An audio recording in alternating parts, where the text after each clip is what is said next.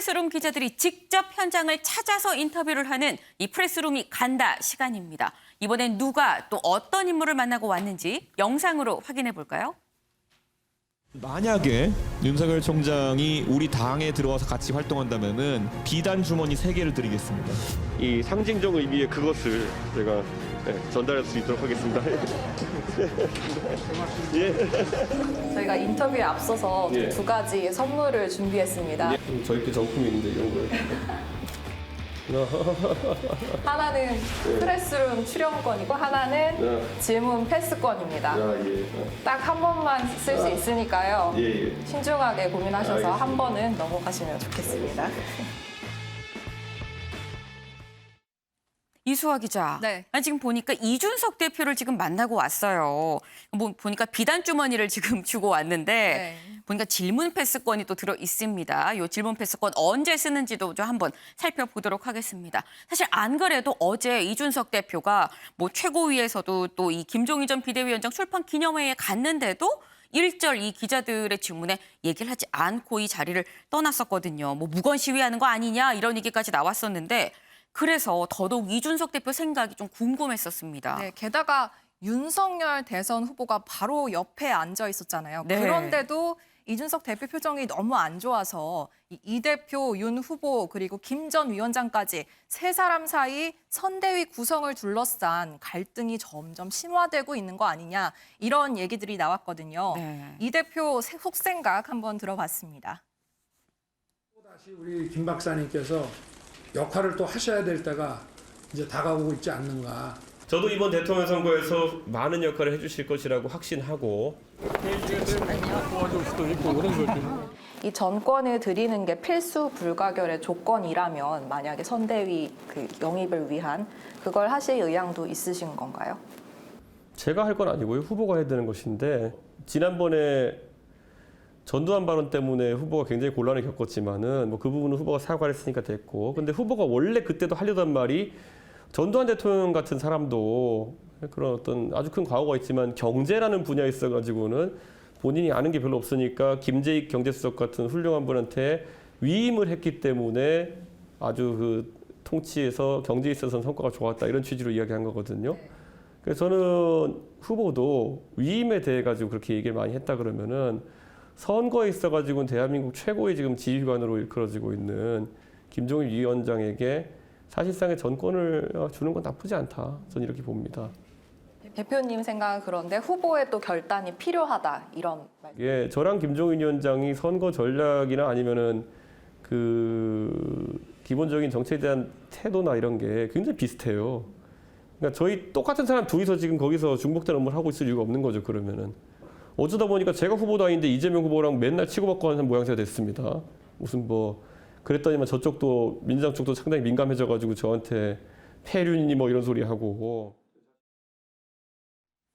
네, 지금 얘기하는 거 들어보니까 일단 윤석열 후보에 대한 불만도 뭐 조금 있는 것 같긴 해요. 그러면서 한 얘기가 아니 후보가 적재적소에 인재를 등용시키겠다고 하지 않았느냐. 그러니까 김종인 전 비대위원장한테 좀 맡겨라라고 어떻게 보면 압박을 하는 것 같기도 합니다. 네, 그러니까 김 전 위원장에게 전권을 줘도 나쁘지 않다. 대표는 찬성이다. 뭐 이런 취지의 발언을 한 건데요. 네. 그렇다면은 김 전 위원장을 선대위에 영입하고 그 이후에 선대위 구성은 어떻게 해야 되는 건지 이 대표의 생각을 들어봤습니다.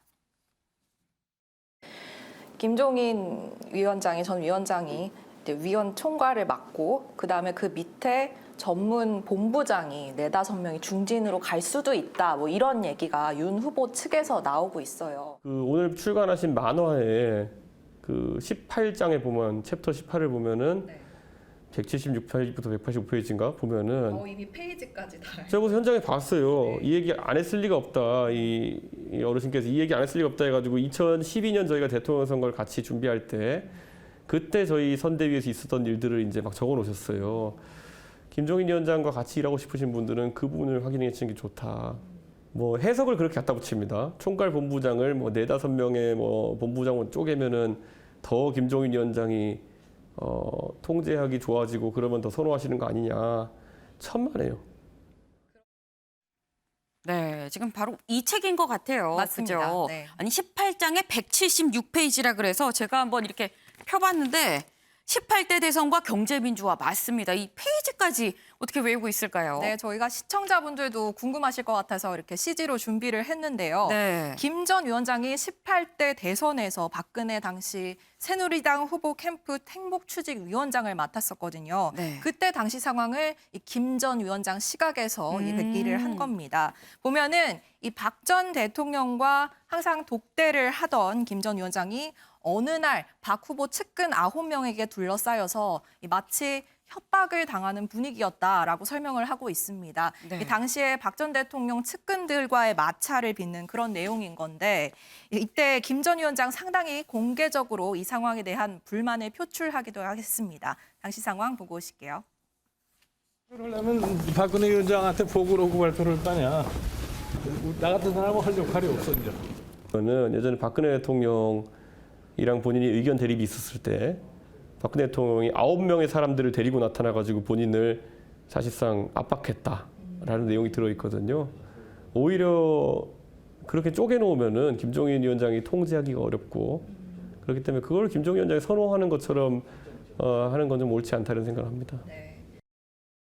네, 당시 상황을 곁에서 다 지켜봤던 이 대표는 아마 지금 윤석열 후보 측에서 구성하고 있는 선대위 구성은 김 전 위원장이 마음에 들어하지 않을 거다. 이렇게 전문적으로 쪼개는 구성은 아니다라는 입장을 밝혔습니다. 그렇군요. 김종인 위원장은 아마도 지금 윤석열 캠프가 만든 안을 좋아하지 않을 거다라고 어떻게 보면 좀 쓴소리를 지금 윤석열 후보에 대해서 좀 하고 있는 그런 모습인 것 같아요. 네. 실제로 어제 이 이준석 대표랑 이 윤석열 후보 이 사무총장 자리를 둘러싸고 사실 그 사이에서 흐르는 긴장감 이게 또 어제 화두였습니다. 네. 저희가 마침 어제 이 대표 인터뷰를 하게 된 건데 네. 오전에 최고위에 윤 후보가 참석을 하지 않았고 게다가 이 대표는 모습을 드러내긴 했는데 모두 발언은 생략하고 또 기자들 질의응답에는 응하지 않는 모습을 보면서 기자들끼리 좀 분위기가 묘하네 뭐 이런 네. 얘기했었거든요. 관련해서 돌직구로 물어봤습니다. 사무총장 교체 이야기가 계속 나오고 있는데요. 조금만 기다려 보십시오. 네.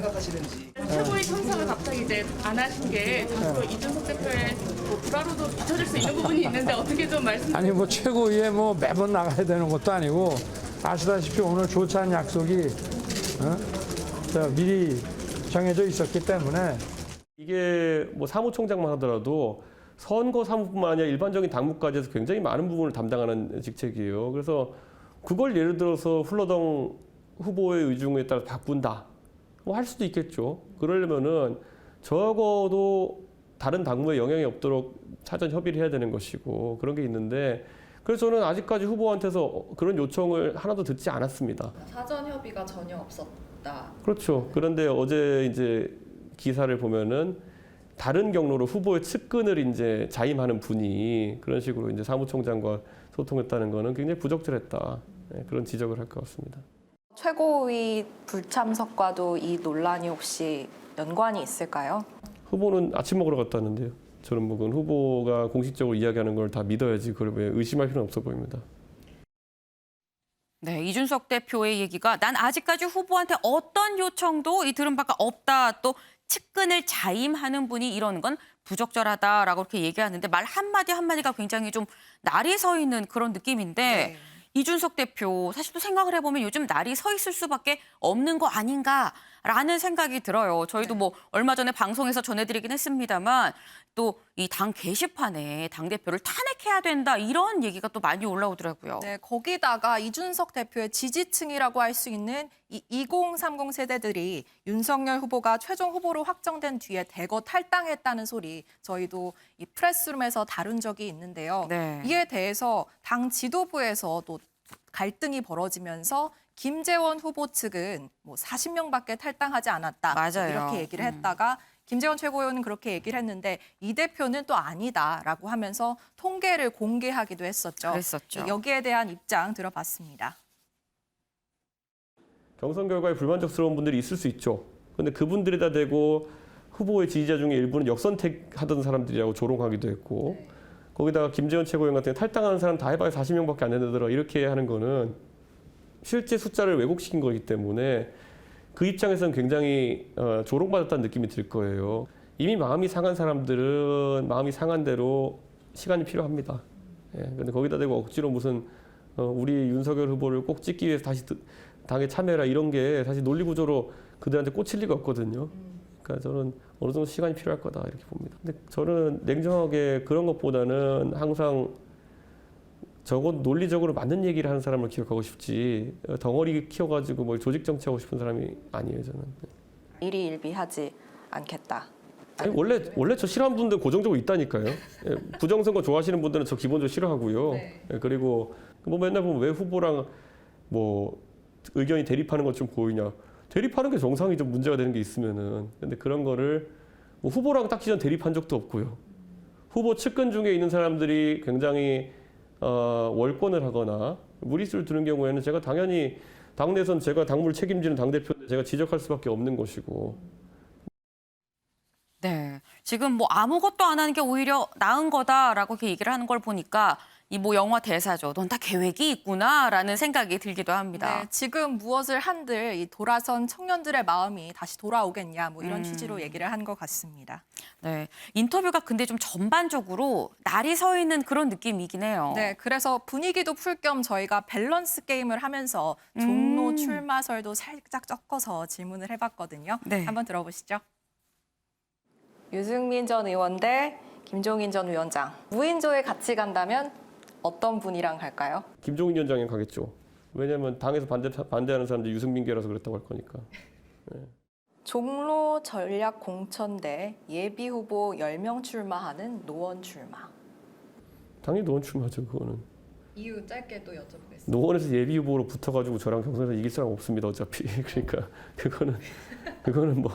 그거는 전혀 문제가 아닙니다. 네. 혹시나 이렇게 하면은 저희가 종로 출마 얘기를 들을 수 있을까 싶어서 이렇게 드렸는데. 제가 종로에 가길 바라는 분들이 많은 분들이 있죠. 저를 아껴서 그렇게 말씀하시는 분도 있고 반대로 제가 제발 지방선거 때 역할을 하지 않았으면 하는 생각 때문에 하는 분도 있을 텐데 후자에 해당하는 분들을 만족시킬 생각이 없습니다. 저는. 예. 여자친구분 얘기를 안 할 수가 없을 것 그거 좀 안 했으면 좋겠는 게.